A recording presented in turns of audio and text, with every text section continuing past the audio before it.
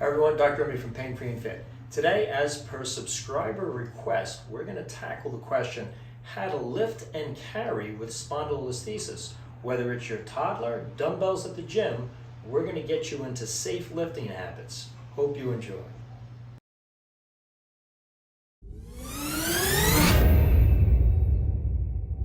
So remember, before you lift anything or even bend to lift and carry something, you want to set your neutral spine with your core muscles.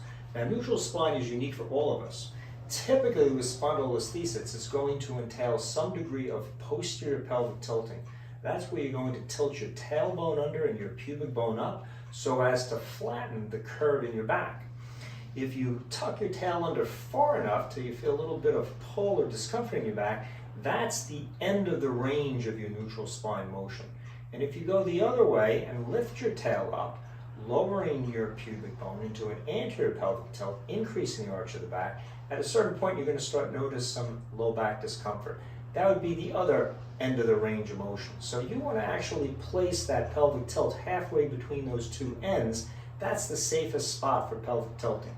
Now, of course, there are other alignment issues with the neutral spine, such as rotation, rotating your pelvis right to left and your torso, side leaning your torso right to left, hip hiking or raising one hip up, or translation, a sideways scoliosis that can affect, for instance, spondylolisthesis, or a sideways hip translation, or even a front to back hip translation like sway back posture or forward head posture. All these alignment problems need to be corrected. There are other videos on the channel, and any of our programs at painfreeandfit.com go into detail of how to identify and correct those. But we're just going to go over that one pelvic tilt motion today to create a neutral spine from a pelvic tilting perspective. Next, we're going to engage our core muscles. Now, to do this for spondylolisthesis, what's very helpful many times is to feel the back of your spinal bones, right in the center of your lower back. And where your spondylolisthesis is, typically that vertebra bone in the midline of your spine or spinous process will feel a bit more forward or anterior. It won't be as prominent. You may have to dig in a little deeper with your thumb to feel it because after all, the vertebra is slipped slightly forward, and if you have a grade 2, sometimes with grade 1s or certainly with grade 3s, most of the time you can feel a little indent where that vertebra has slipped forward. If you place your thumb there to help stabilize your spondylolisthesis, it helps to create a slight backwards tension of that bone or dent coming back into your thumb. When you do this, don't be surprised if you engage your transverse abdominis muscle by pulling your lower abdomen in and engaging your erector spinae muscles and multifidus muscles in your back. They can be felt just to the side of those bones and about an inch off. The multifidus is right against the side of the bone, and the erector spinae are an inch or two off, depending on which erector spinae muscle we're talking about. So you'll feel lower abdomen, you'll feel back muscles engaged as you exert a little pressure backwards. That helps to lock that spondylolisthesis in a safe position, and now you're ready to bend and carry. Now, there are a few different ways that we can bend down to pick something up. We can use a squatting motion where after we've secured our lower back in that neutral spine position, we bend from the hip joint or the ball and socket of the hip and allow our buttocks to move backwards as our knees bend, making sure that we don't increase the arch of the back. Many times as people squat, what they'll do is they'll start to think down and back with the hips, but they'll leave their chest up. And as they bend for something, that creates an arch in the back and they lose that neutral spine and it hurts them. So when you bend, your eyes and your chest should both change their vantage point so that as you bend down to grab something, a good squat, between my head and my tailbone, nothing has changed. It's all pivoting forward at the same time because my hip joints are pivoting. And as I reach to pick something up in front of me, I'm positioned here. As opposed to leaving the chest up and bending, that's going to many times increase that arch in the back and irritate us. Now, the same principle would apply if I'm using a lunge motion to pick something up. If I'm going to go forward to pick something up with one leg forward and one leg back, if my rear leg is too far behind me and I have tight hip flexor muscles or an anterior tilted pelvis, that also will tilt the arch of the back by creating an anterior pelvic tilt. So again, I have to hold that tailbone slightly under to maintain that first neutral spine position that I set. And then as I bend, I allow my body to move straight down, allowing my back knee to bend, my front knee to bend, As my body comes down, I may also have a slight pivot forward from my hip joint, but I'm not changing that arch in my back. And that's how I get down safely to grab something from a lunge position. I could also use a one-legged, stiff-legged deadlift type motion where I swing backwards with my opposite leg that's not standing and pivot forward on the standing hip. As I do this, the same principle of my eye and my chest looking the same direction as I come forward to reach something. Again, my back leg moving backwards is in alignment with my ear, my shoulder, and my hip as I pivot on that standing leg. That helps to keep me straight between my low back and my head, no net increase arch in my lower back. When using any of these motions to get down and pick something up, whether I'm squatting, lunging, or pivoting on one leg, I want to make sure that I position myself so that whatever I'm grabbing, it's close to me.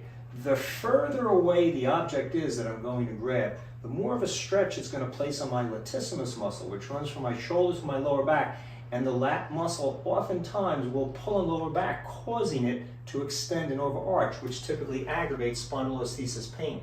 So getting up very close to something as you bend so that it's tight to your body and not overstretched with outstretched arms is a much safer way of lifting and bending to pull up whatever you're lifting.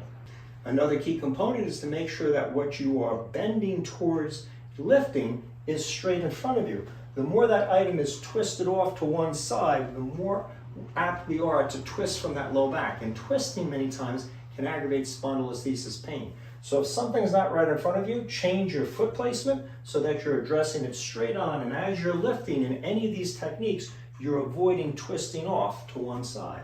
Now, oftentimes, something that I'll have to lift is within a container. A toddler in a crib, for instance, is a good example of this. If this is the situation, I want to make sure that I use a lunging type motion where one leg is forward, one leg is back. Again, I'm holding that pelvic tilt neutral position. I'm avoiding twisting my pelvis and my chest in opposite directions. So if I need to twist to address that lift into a container, such as a crib or a box of any type, I want to make sure that if I twist into it, I'm twisting my pelvis or my pubic bone, the center of my chest, and my nose all in the same direction. The mistake would be to leave your pelvis facing one way and then twist with the upper body the opposite direction. This is going to create a torque in the lower back. Once I have myself aligned in terms of rotation with my pubic bone, chest, and nose, I can then lower myself with my legs as my arms reach in to pick up what I'm lifting. Again, the closer to the edge of the crib you position yourself and whatever you're lifting, the less stress will be placed on your lower back.